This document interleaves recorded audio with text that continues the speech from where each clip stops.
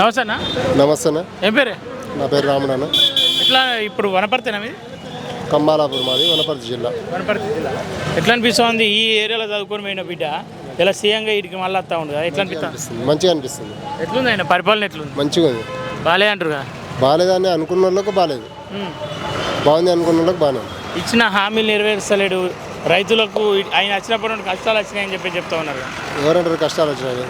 వేరే సంతోషంగా ఉన్నారు, సంతోషంగా ఉన్నారు, కష్టాలు లేరు. కష్టాలు లేరు. రైతులకు ఇచ్చిన హామీలు నెరవేరుస్తున్నాడు కదా. కల్వకుంట్ల కవిత కావచ్చు, అటు హరీష్ రావు కావచ్చు, కేటీఆర్ కావచ్చు, బయటకు వచ్చి రేవంత్ రెడ్డి పాలన తెలంగాణ ప్రజలు మణిగిపోతూ ఉన్నారు, అగ్గిపోతూ ఉన్నారు, బాధపడుతూ ఉన్నారు, వాళ్ళకి అండగా మేము ఉంటామని వాళ్ళు బయటకు వస్తూ ఉన్నారు. ఎవరుంటారు అండగా? కేటీఆర్ ఉంటాడంట. కేటీఆర్ ఈయనకు అండగా ఉంటే ఆయన ఈయన ఎందుకు వస్తాడు బయటకు? వాళ్ళే ఉంటారు. వాళ్ళ నుంచి కానందుకు ఈయన వచ్చిండు. ఓకే. కేసీఆర్ మంచిగా చేయకనే వీళ్ళు వచ్చిరంట. వీళ్ళు వచ్చిండ్రు. కేసీఆర్ మంచిగా చేస్తే ఇంకో 10 ఏళ్ళు ఆయనే ఉండు. మళ్ళీ 5 ఏళ్ళ తర్వాత ఇప్పుడు వాళ్ళు వస్తారంట. రేవంతే వస్తాడు. లేదు, కాంగ్రెస్ బీఆర్ఎస్ వస్తాయంట. బీఆర్ఎస్ ఏం రాదు. ఎట్లకెళ్ళి వస్తుంది? మంచిగా చేసింది కదా బీఆర్ఎస్. మంచిగా చేస్తే మళ్ళీ ఎందుకు రాడు? వస్తాడు కదా. 10 ఏళ్ల కాలం రేవంత్ రెడ్డికి ఒక అవకాశం ఇద్దాం, మళ్ళీ కేసీఆర్ని తీసుకొద్దామని చెప్పేసి ఆలోచనలు పెట్టారు. అది వాళ్ళు కలగంటున్నారు, నిజం కాదు అది. కలనే. అంటే మీరు ఎట్లా చెప్తారు కళ అని చెప్పేసి? ఇప్పుడు రైతులకు రైతు బంధు చేస్తలేడు అని చెప్పి చెప్తా ఉన్నారు. చేస్తున్నాడు, రైతు బంధు చేస్తున్నాడు, బోనస్ చేస్తున్నాడు, 2 లక్షలు రుణమాఫీ చేస్తున్నాడు, బస్సు ఫ్రీ చేసిండు, గ్యాస్ చేసిండు, ఇందరం ఇండ్లు స్టార్ట్ చేస్తున్నాడు. ఇంకేం కావాలి? ఇంతకంటే ఏం కావాలి చెప్పు? పూర్తి స్థాయిలో అమలు అవుతలేవుగా? అవుతాయి, ఒకటి చేస్తే. ఆయన 10 ఏళ్ళ నుండే ఏం చేయలేకపోయి ఆయన సంవత్సరం లోపల ఇన్నోటి చేసినట్టే మీరే కదా. కానీ 100 రోజులలో ఎత్తాను ఎందుకన్నాడు?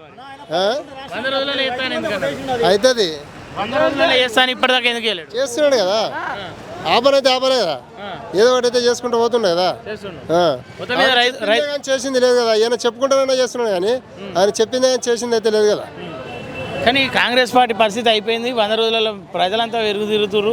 దీన్ని మరవడుతురు. కాంగ్రెస్ రేవంత్ రెడ్డిని ఎప్పుడు తీసేద్దామని చూస్తురంటగా. అవుతుంది వాళ్ళ నుంచి కాదా? అయ్యేటట్లుంటే ఇంకా ఈయన ఎందుకుంటాడు? వాళ్ళే ఉంటారు. వాళ్ళ నుంచి కాకనే ఈయన వచ్చాడు. ఎట్లుంది మొత్తమే ప్రభుత్వ పాలన కూడా చెప్తున్నాడు కదా. ఊరికి వచ్చిన పులి కాదు, అందరిని తొక్కుకుంటూ వచ్చి ఈ కుర్చెక్కిన పులి అని అంటున్నాడు కదా. అసలు పులి ఫామ్ హౌస్ నుంచి బయటకు వెళ్ళిపోతా ఉంది అంటారు. ఆయన పిల్లి అయి పండుకున్నాడు. ఈయన పులి, ఆయన పిల్లి అయి పండుకున్నాడు కేసీఆర్. తెలంగాణ తెచ్చిన పెద్ద పులి అని చెప్పి చెప్తా ఉన్నారు. ఆయన నువ్వేమో పిల్లి అంటా ఉన్నావు. ఎట్లా తెచ్చిండు? పులి నోట్లే తలకాయ పెట్టి తీసుకొచ్చా. పులి నోట్లే తలకాయ పెట్టి తెచ్చినాడు. మళ్ళీ ఆయన్నే ఉండలేదా? ఆయన ఎందుకు బంద్ ఉన్నాడు? 10 రోజులు 10 ఏళ్ళు చేసినా ఇంకో 5 ఏళ్ళు వేరే వాళ్ళకి అవకాశం ఇద్దామని చూసింది. నీ అవకాశం కూలిపోయినట్టే. ఎంగాడుంది అవకాశమే లేదు. నీ పోయింది, ఇంకా గంగలో కలిసింది. రైతులను ఆదుకుంది కాంగ్రెస్ పార్టీ అని చెప్పేసి మీరు చెప్తా ఉన్నారు. బీఆర్ఎస్ ఆదుకుంది. బీఆర్ఎస్ పోయినాక రైతులకు కష్టకాలం వచ్చిందని వాళ్ళు అంటారు. బీఆర్ఎస్ మొత్తం ఇండ్లు కట్టిండు, యాడ గుట్టలలో కట్టిండు.